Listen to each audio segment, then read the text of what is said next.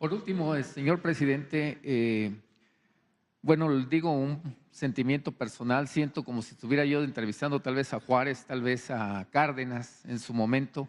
Creo que estamos viviendo un momento histórico muy importante. Se va usted el 30 de septiembre. Quisiera preguntarle si es posible que podamos traer un sketch de la Guelaguetza, que podamos traer 10 minutos de los bailes más importantes que tenemos en Oaxaca como agradecimiento a todo lo que hizo usted por nuestro estado. Y pues ya mi última pregunta, presidente, también preguntarle, usted encabeza la cuarta transformación. Sin en cambio, tengo una duda y creo que la tiene mucha población del pueblo de México. ¿Qué va a pasar? En la primera transformación que usted habla, que fue la independencia, los conservadores después se enquistan en el poder, en el triunfo de los independentistas. Cuando la reforma, lo mismo, los conservadores nuevamente vuelven a subir el poder. En la época de la revolución, también los porfiristas, después de que concluye la revolución, pues buscan la forma de meterse al poder. ¿Cómo hacerle para que en esta cuarta transformación no vaya a suceder lo mismo? Vemos como ve el pueblo de México con tristeza que algunos de los más defensores del antiguo régimen, ya sin decir nombres, de mi estado hay uno que se habla de que probablemente ocupe un cargo público muy importante. ¿Cómo hacer para que se cuide lo esencial de la cuarta transformación que tanto ha permeado en beneficio del pueblo de México? Pues pueblo, el pueblo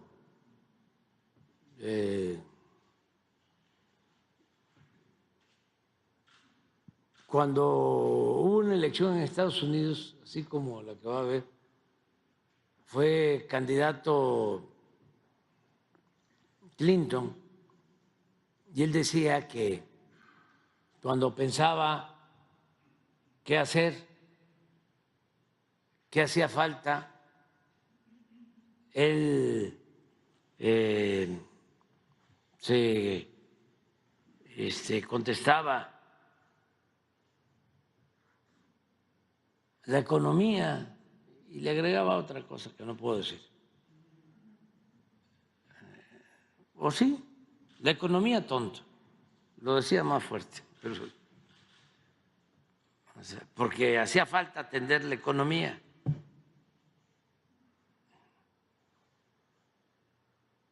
¿Qué hace falta ahora?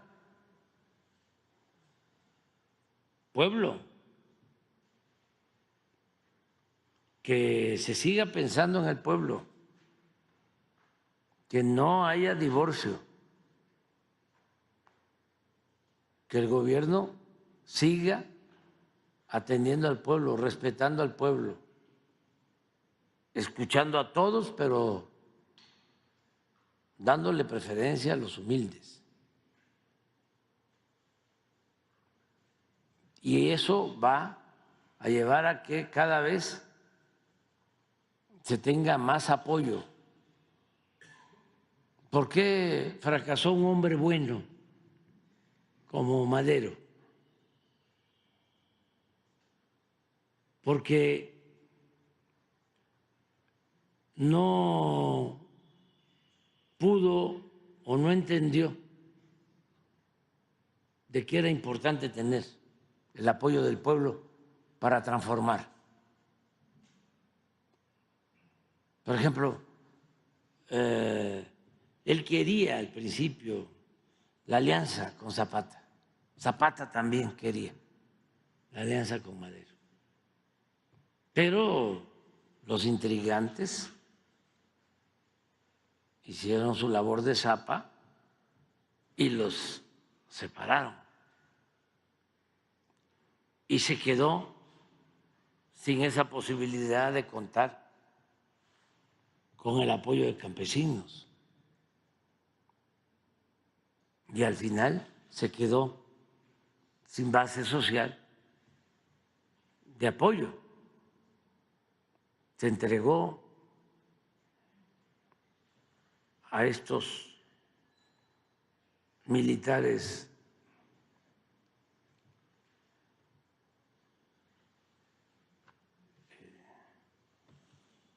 autoritarios, represores, quienes lo traicionan, todos, Mondragón, Huerta, todos se habían, el mismo Bernardo Reyes, Félix Díaz, todos habían hecho carrera militar reprimiendo indígenas. Huerta estuvo de militar en Guerrero reprimiendo campesinos. Estuvo de militar en Quintana Roo reprimiendo mayas. Estuvo de militar en Sonora reprimiendo yaquis. En Quintana Roo, después de que quemó Acumal, se llama el pueblo, todavía está, nada más que ahora es parte de la zona turística. Ese pueblo lo quemó Huerta. Lo nombraron general. Y todavía Madero, que era un hombre bueno, lo nombra general de división.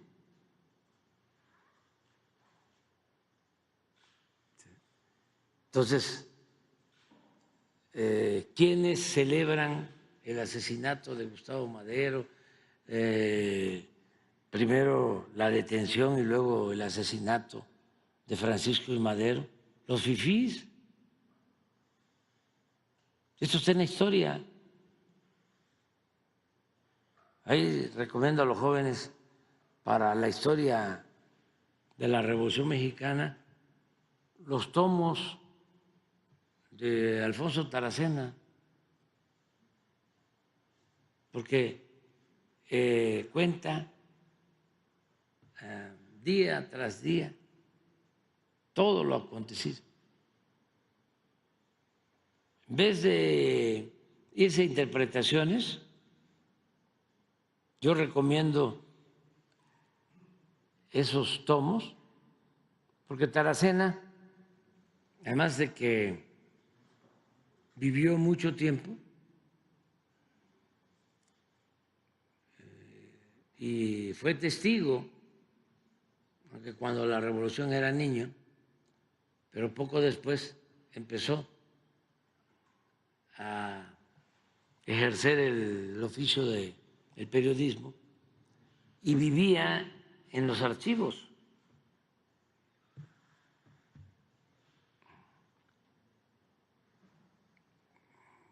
Trabajó mucho tiempo en el Universal y en otros periódicos.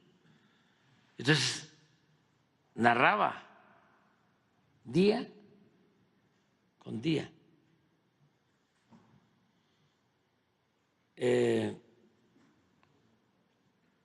Entonces, ahí habrá Taracena de los fifís, que eran como juniors de las familias acomodadas, que salían en los carros que había entonces a celebrar el asesinato de Gustavo, que fue un crimen atroz.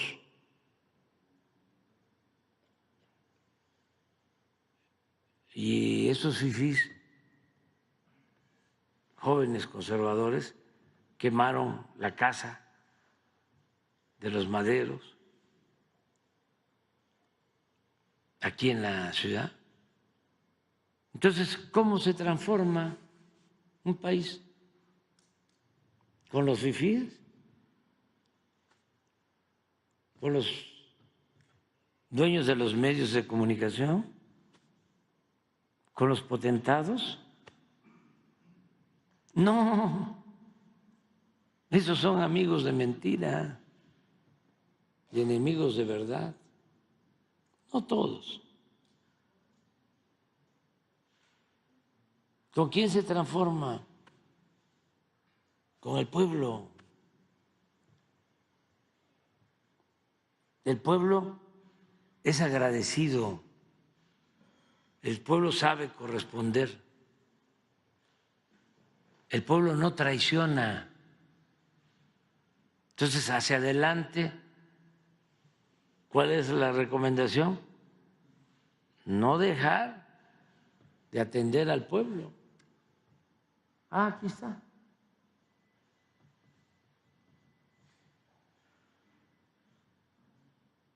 Creo que hay una colección que se vende en Purrúa. Vamos a aprovechar para hacerle.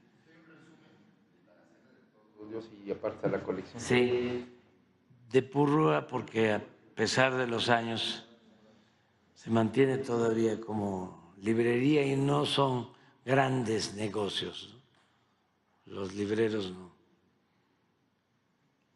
se enriquecen. Recuerdo mucho al dueño del sótano, al dueño de la Gandhi. Ya les platiqué lo que pasó un día con él, que llegué, era yo jefe de gobierno electo. Llegué a la Gandhi, allá en el sur, donde estaban los coyotes, ¿cómo se llama ahí? Miguel Ángel de Quevedo. Y quedé en verme ahí con una persona. Había entonces un restaurante y no llegó, me dejó plantado. Y estuve viendo los libros y un señor me regaló un libro. Ya cuando iba yo a salir, me dice el de la puerta, ¿y su recibo? No, pues me regalaron el libro. No, no lo puedes sacar. Pensó que me lo estaba yo robando. Y se enteró el dueño. Entonces regresé como a los 15 días, porque me quedaba cerca de la casa, a otra reunión con otra persona que sí llegó. Y me fue a ver el dueño con un morral, con los 10 tomos de historia de la Ciudad de México que escribió Fernando Benítez, que lo recomiendo con los 10 tomos. Esa fue una edición, fue un trabajo de investigación que financió el gobierno en la época del maestro Han. El trabajo de investigación lo hizo Fernando Benítez. Me dio los 10 tomos en desagravio por lo que me habían hecho de quitarme el libro. Me sirvió muchísimo para conocer mejor la ciudad, toda la historia de la fundación de la ciudad. Y es un muy buen trabajo de investigación de Fernando Benítez. Pero bueno, aquí está la historia. Entonces, para transformar, hay que apoyarse en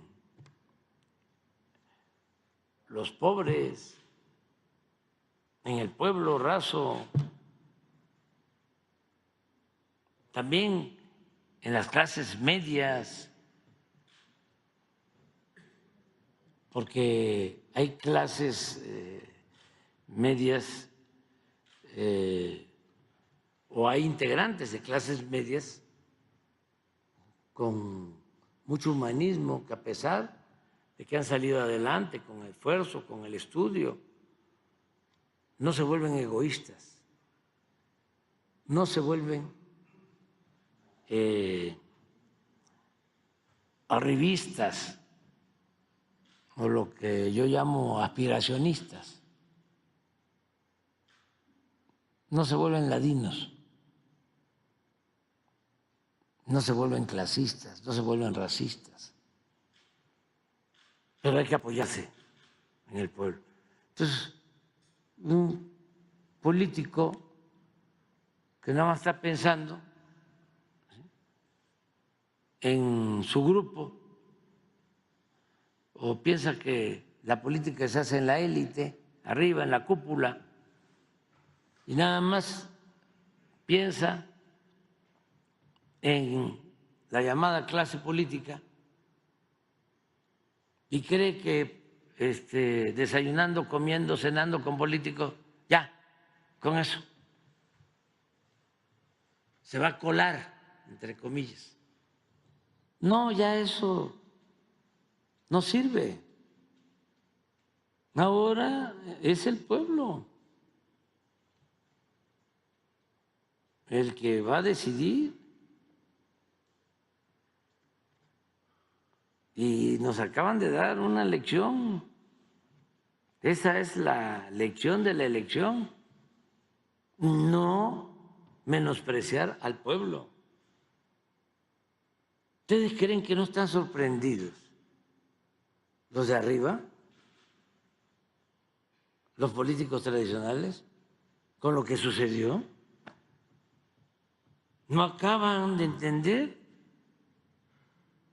Es muy real, pero eso que dijo la señora, pero si veníamos en el avión de Madrid y todos los que veníamos ahí en primera clase, como que llevó a cabo una encuesta, todos íbamos a votar por la señora Xochitl. ¿Qué pasó?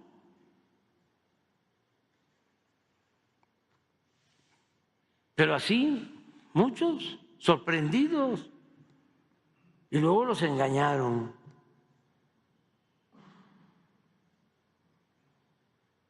Pero fue una cosa inédita, única. Ya también había pasado cuando el 88. O sea que nadie esperaba y el pueblo tuvieron que meterse a hacer el fraude. Pero esto, porque gastaron muchísimo dinero en redes. Por cierto, acaba de escribir, ya apareció Tom, ¿cómo se llama? Tim Golden. Acaba de escribir otra vez sobre un refrito, sobre lo mismo del narcotráfico, y le mandó una carta a Jesús. Pon la carta. Y ya Jesús le contestó. Pero qué bueno, ¿no? La de él. ¿Por qué no la lees? ¿Para qué? Si te la manda a ti.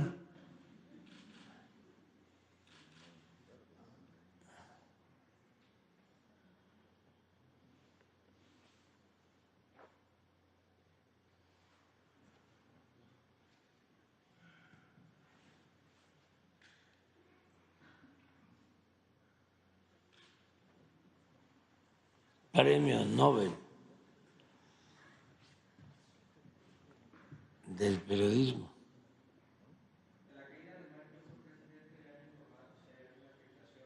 De la caída de Microsoft a nivel mundial, ¿le han informado? Ah, sí, en el aeropuerto, en los vuelos, sobre todo, vuelos internacionales, están saliendo sin mucho problema los vuelos nacionales, pero los internacionales por la conectividad que se tiene a nivel mundial, sí están teniendo demora.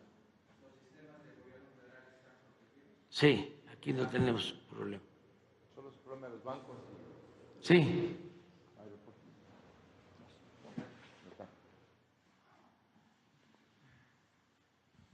Esta es la carta que el 17 de julio envió Tim Golden de esta organización ProPublica, que bueno, pues hizo su reportaje el 30 de enero de este año para hablar de, bueno, ahorita abordamos. Bueno, la carta dice así, está dirigida a mí, Jesús Ramírez Cuevas, como coordinador general de comunicación social y vocero de la presidencia.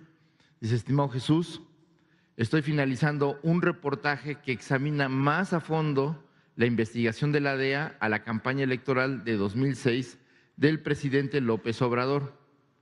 El nuevo reportaje se basa en varios documentos inéditos del gobierno estadounidense que revelan con más detalle las evidencias que acumularon los investigadores y los límites de esas evidencias. Entre otras cosas, los documentos indican que en una primera fase, los agentes de la DEA identificaron al mismo candidato López Obrador como un posible blanco de su investigación, a pesar del posible impacto en la relación bilateral que tendría cualquier intento de levantar cargos en Estados Unidos en contra de un importante candidato político de México. Los documentos y entrevistas que también reiteran lo que ya reportamos en enero, y esto es algo muy importante, que los agentes nunca encontraron evidencias de primera mano de que el ahora presidente López Obrador aprobó o siquiera supo del dinero que, según otras fuentes de la investigación, el cártel de Sinaloa contribuyó a su campaña electoral. O sea, lo que queda claro es que los agentes nunca encontraron evidencias, es lo que el reportero está reconociendo. ¿Tienes algún comentario al respecto? Otra pregunta que tenemos surge de una información que fue publicada el 8 de febrero por Mexicanos contra la Corrupción y se basa en una carta del general Sandoval al fiscal general Gertz sobre el caso de nombramiento de alguien en la Fiscalía General de la República. Y bueno, las preguntas que sobre este asunto tienen es, número 1, según muestra la carta, el general Sandoval estimó que había información creíble que vinculaba al teniente coronel en retiro, Silvio Hernández Soto, con el narcotráfico. Esa información incluía informes de la inteligencia militar y también del expediente de la Fiscalía General de la República de la llamada Operación Limpieza en la época de Felipe Calderón. La pregunta 2, ¿fue separado del puesto en la Fiscalía General de la República el coronel Hernández Soto o se le impidió acceder a dicho puesto? 3, ¿no sabía el general Audomaro Martínez de esos antecedentes cuando lo apoyó para el puesto de la Fiscalía? 4, ¿cómo respondió el general Martínez a la información sobre su ex colaborador de la campaña del presidente López Obrador que proporcionada a la Fiscalía por el general Sandoval? Y 5, aparentemente el coronel Hernández Soto consiguió más tarde un puesto en la Guardia Nacional. ¿Cuál fue ese puesto? ¿Tuvo Hernández Soto algún apoyo del general Martínez para conseguir ese trabajo? Si me pudieran contestar hoy o mañana en la mañana, se lo agradecería mucho, porque vamos a publicar el reportaje mañana al mediodía. Sucedió que lo publicaron hoy a las 5 de la mañana. También agradecería mucho que me respondan directamente y no a través de otros medios, es decir, la mañanera, como se está haciendo ahora ya después de que publica su artículo. Sin más por el momento, te envío un cordial saludo. Pues es que ayer me informó Jesús que le había enviado la carta y ya parece juez del Poder Judicial de México. Te damos 12 horas para contestar de plazo para contestar. Lo que le planteé a Jesús es que le preguntara a Tim Golden lo que no nos ha respondido. Si él responde, le doy una entrevista después.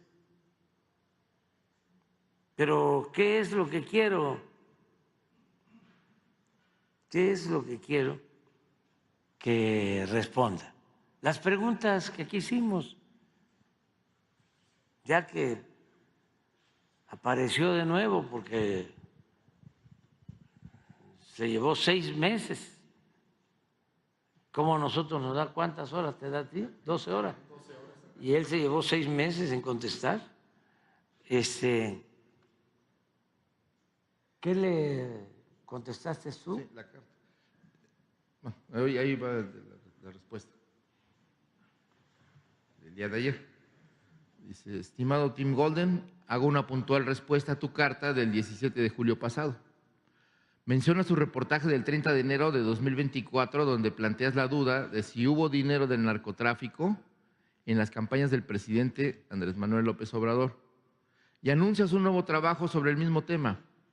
Tu carta confirma que no hay pruebas ni evidencias contra el presidente López Obrador. Entonces, ¿por qué publicarlo? Afirmas que en los documentos y entrevistas que publicas, los agentes de la DEA nunca encontraron evidencias de primera mano de que el ahora presidente López Obrador aprobó o siquiera supo del dinero que, según otras fuentes de la investigación, el cártel de Sinaloa contribuyó a su campaña electoral. Eso es lo que él dice, confirmando que no hay pruebas. Me pregunto si en tu reportaje no hay datos duros o testimonios directos que lo impliquen, ¿cuál es el valor periodístico o la intención de publicarlo? El presidente López Obrador te emplazó públicamente a responder una serie de preguntas sobre tu trabajo. ¿Por qué no has respondido? Te recuerdo cuáles son las preguntas que te hizo el presidente de México y que siguen sin respuesta. 1. ¿Dónde estabas cuando te pidieron que hicieras el reportaje en contra del presidente? ¿Cuánto tiempo te llevó a escribirlo? ¿Eres periodista contratado por ProPublica o te pagan y cuánto por reportaje? ¿Te encargan la investigación o la propones? 4. ¿Quién te convenció de que era importante hacer el reportaje? 6. ¿De dónde obtuviste la información? ¿Hablaste con agentes de la DEA? ¿De qué nivel? Ya sé que no puedes revelar tus fuentes, pero nada más que nos digas si fue de los de abajo, de los de en medio o de los de arriba. ¿Cuál fue tu criterio para escoger tus fuentes? Si, además de los agentes o directivos de la DEA, tuviste alguna entrevista con funcionarios del Departamento de Justicia de Estados Unidos o del Departamento de Estado. Y aquí en México, ¿a quién consultaste? Aún falta tu respuesta. Tu reportaje ha dañado la imagen del gobierno y del presidente de México, por lo que resulta una obligación ética de tu parte aclarar al público todas las dudas y falsas acusaciones que surgieron a partir de su publicación. Con respecto al nuevo trabajo que vas a publicar, las preguntas que haces no le corresponden al presidente de la República responderlas, sino a la Fiscalía General de la República. Atentamente, Jesús Ramírez Cuevas, coordinador de Comunicación Social de Presidencia. Interesante, ¿verdad? Vamos a ver qué pasa. Pero hacer un reportaje en enero, secundado por el New York Times, ya va mejorando mi inglés, ¿verdad?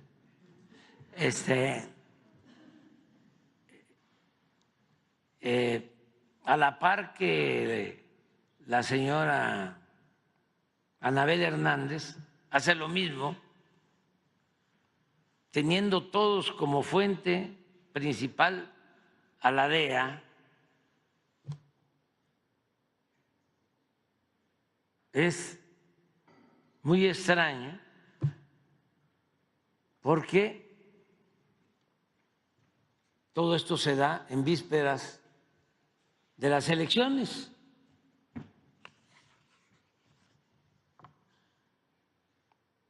Acuérdense que 15 días antes de la elección, Anabel Hernández publica un libro sin pruebas de ningún tipo.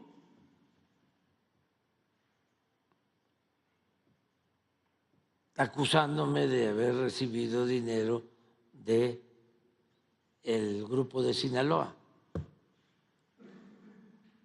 sin ninguna prueba de nada, mintiendo.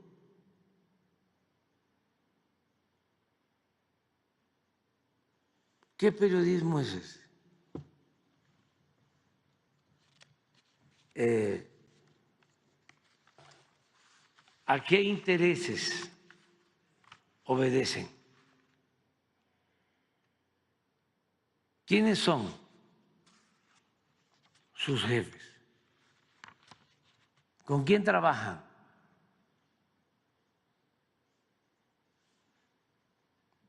¿Tienen al mismo tiempo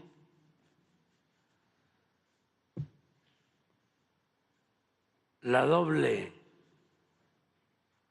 chaqueta de periodista y de agente?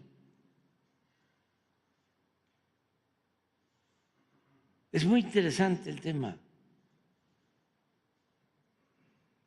porque no es cualquier cosa, es tratar de socavar la imagen, dañar el prestigio del presidente de México. No es Andrés Manuel, no es AMLO, es la investidura presidencial. Y al presidente de México se le debe de respetar. Desde luego, si hubiese pruebas, pues entonces sí.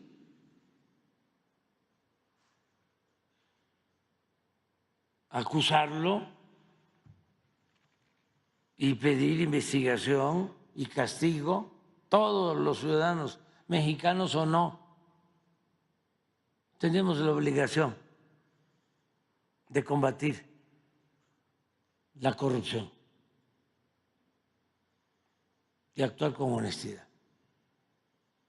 Pero si no hay pruebas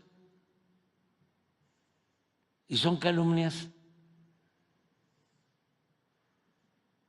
fíjense que ahora con el caso de Ayotzinapa, lo mismo, como me metí a indagar personalmente cómo estaba, a desenmarañar todo, me encuentro, para mi sorpresa, un libro de Anabel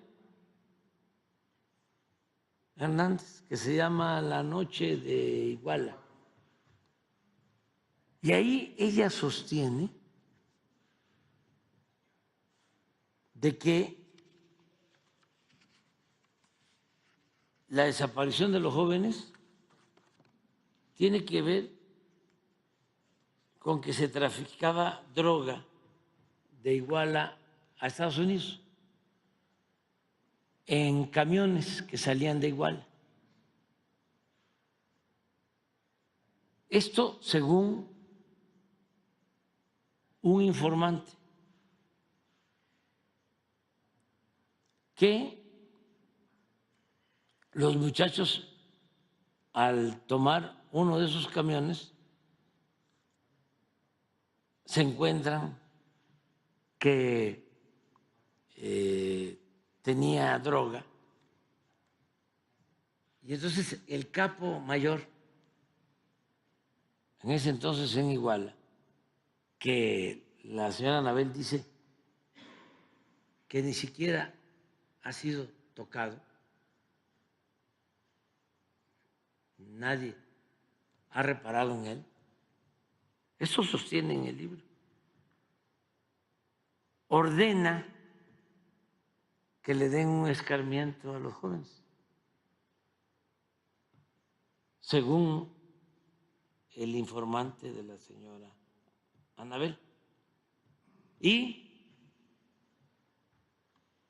como este capo mayor tenía el control de los militares de Iguala, son los militares los que agarran a los muchachos y los llevan al batallón. Y que luego, cuando se arma el escándalo, estalla el escándalo, el capo le dice a su informante de Anabel que se les había pasado la mano, que él no quería que fuera tanto el escarmiento. Entonces, estamos hablando, ella después es testigo en Estados Unidos y sostiene lo mismo para defender al juez de Barandilla de Iguala que estaba esa noche, al cual le dan asilo en Estados Unidos. El Departamento de Justicia. Lo asilan porque él sostiene que los muchachos no estuvieron en la comandancia, cuando hay otros informantes que dicen que sí, que de ahí se los llevaron policías. Pero este juez pide asilo, va de testigo la señora Anabel y autoridades del Departamento de Justicia de Estados Unidos le dan el asilo sosteniendo de que el operativo de desaparición de los jóvenes no pudo ser realizado por autoridades municipales, ni por policías municipales, ni por la banda que dominaba en ese entonces, sino que fue lo más creíble, factible, el gobierno federal con policías federales. Se avientan ese juicio a partir de las declaraciones de la señora Anabel y le dan el asilo. Pero bueno, mi pregunta es, si es algo tan grave, porque no estamos hablando de cualquier cosa, estamos hablando de la desaparición de los jóvenes. Y todos queremos conocer la verdad y saber dónde están. ¿Por qué ella no da a conocer la identidad de su informante? ¿O quién fue su informante? ¿Por qué no ayuda en eso? No, que posiblemente pudiera ser un detonante lo del habla de un quinto autobús que desapareció de la escena. Sí, sí. El GIEI en su informe también habla Sí, de eso. sí. Pero ese complemento de que fue el capo. Eso no lo menciona el GIEI. ¿Y por qué? A ver, ¿quién es su informante? Bueno, a mí me llamó la atención porque todas las acusaciones en contra mía son de informantes y no presentan ninguna prueba y miente. ¿Quién está detrás de esto? Pero además, ¿quién quiere, en el caso de Iguala,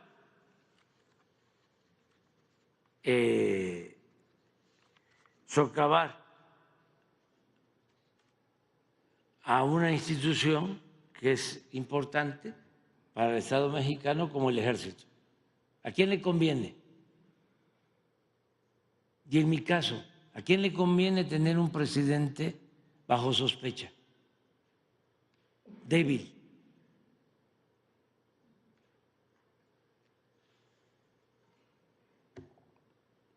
Nada más que todo eso se tiene que ir aclarando.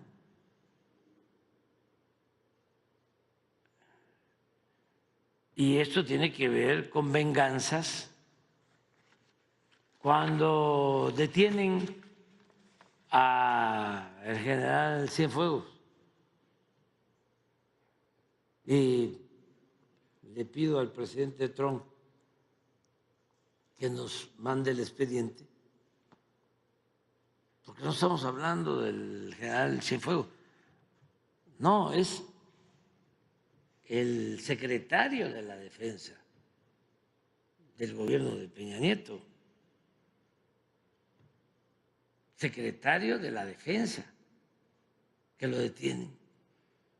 Pues es una institución. No hablo del general Cienfuegos, hablo de lo que representa. Y resulta que se pide el expediente, nos mandan el expediente porque el presidente Trump tenía un trato respetuoso con nosotros.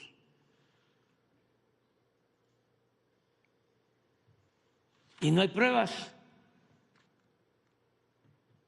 La DEA fabricó todo. Una venganza contra el ejército. Y yo sostengo que fue porque el ejército no se subordinó. Porque hay un embajador de Estados Unidos en la época de Felipe Calderón que dice en los cables de Wikileaks que ellos desde la embajada daban órdenes a la Secretaría de Marina para actuar, a la Secretaría de Marina de México, y que además habían entrenado a los marinos mexicanos en el Comando Norte. Y como eso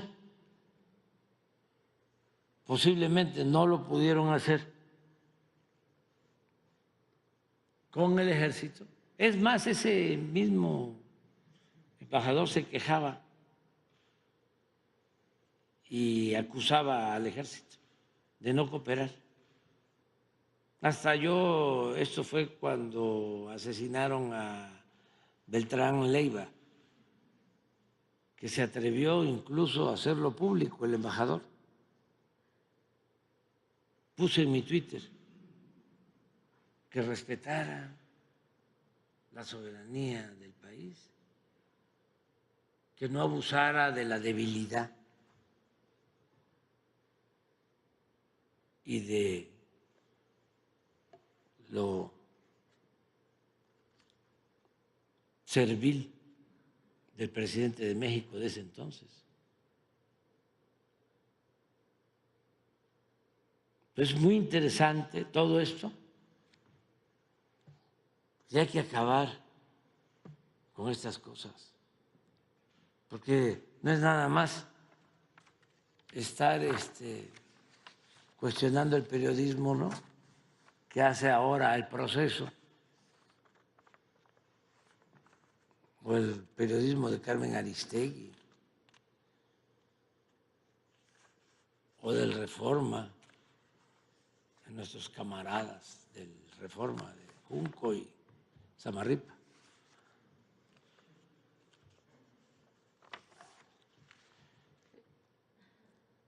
O del Universal. No. Esto es un fenómeno mundial. Y es una manía que viene de lejos, que desde afuera quieren dominar en países que somos libres, que somos independientes. Imagínense cuánto nos ha costado históricamente ser una república soberana para que cualquiera venga como era antes e hicieran lo que les daba la gana. Por eso es interesante el tema, hay que seguirlo. En los 2 meses que nos faltan, vamos a seguir con Tim Golden y con Anabel y con los medios, con el New York Times, todo vamos a revisar esto. Y ojalá, y después que nos conteste Tim Golden, lo invitamos aquí y hacemos la entrevista pública, así como vamos a hacer la entrevista con Nancy. Pues ya tiene, y hay que decirle que cuando quiera venir, que venga. Son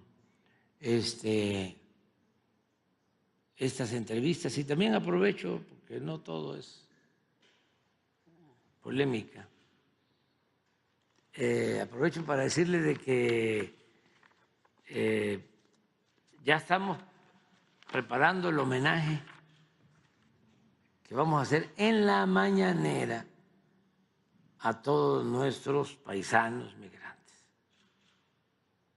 Puede ser que ahí se presente algo de la Guelaguetza, pero que se vayan preparando, les vamos a avisar con tiempo qué día va dedicado a ellos.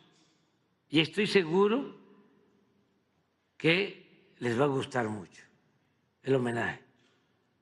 Lo van a celebrar, porque lo tienen muy, muy, muy merecido.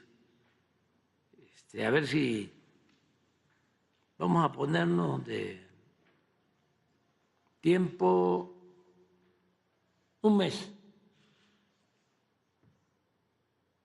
¿Le ponemos de una vez el día? A ver, estamos a 19. El 19